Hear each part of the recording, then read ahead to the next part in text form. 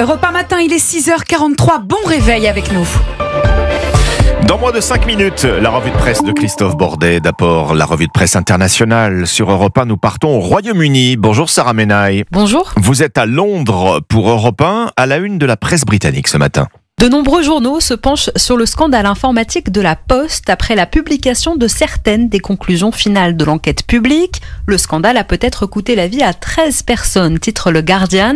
Le journal rappelle que des milliers de travailleurs de la Royal Mail ont été accusés à tort de détournement de fonds à cause d'un logiciel informatique défectueux.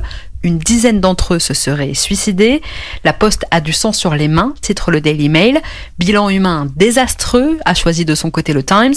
Les patrons de la Royal Mail doivent être tenus pour responsables, titre de son côté le Télégraphe, qui explique que les dirigeants de la Poste avaient connaissance des défaillances du logiciel.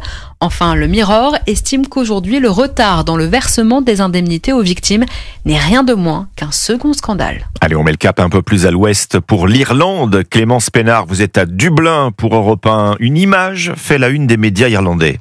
Un bûcher surmonté d'un faux bateau transportant une douzaine de mannequins grandeur nature à la peau noire, tous affublés de gilets de sauvetage. Et sur la tour de Palette, des pancartes affichant les slogans « Arrêtez les bateaux, stop à l'immigration illégale », décrit The Belfast Telegraph. Quelques semaines seulement après des émeutes anti-immigration en Irlande du Nord, ce bûcher dans le village de Moygeachell est l'un des 300 qui doivent être allumés ce week-end à l'occasion des célébrations traditionnelle loyaliste.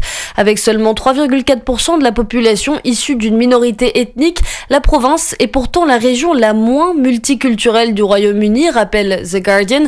Plusieurs responsables politiques dénoncent une vitrine de haine. Certains militants loyalistes, eux, défendent une forme de protestation artistique. Nous partons enfin au Chili. Retrouvez la correspondante d'Europe 1 sur place, Joséphine Echelard. De quoi parlent les journaux chez vous ? Eh bien, de militaires qui transportent de la drogue. 6 soldats de l'armée ont été arrêtés par la police en possession de 192 kilos de cocaïne répartis dans 3 fourgonnettes, détaille El País.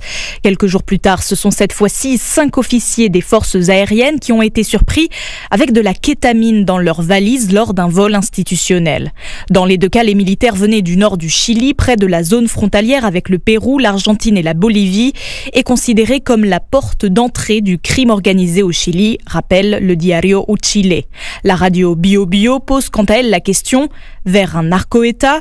Le ministre chilien de la Sécurité publique a déclaré que le pays n'en est pas encore là, comparé à certains voisins du continent, mais que si la corruption n'est pas arrêtée à temps, les dommages pourraient être irréversibles pour le pays. Joséphine Echelard, correspondante d'Europe 1 au Chili. 7h moins le quart, c'était la revue de presse internationale sur Europe 1.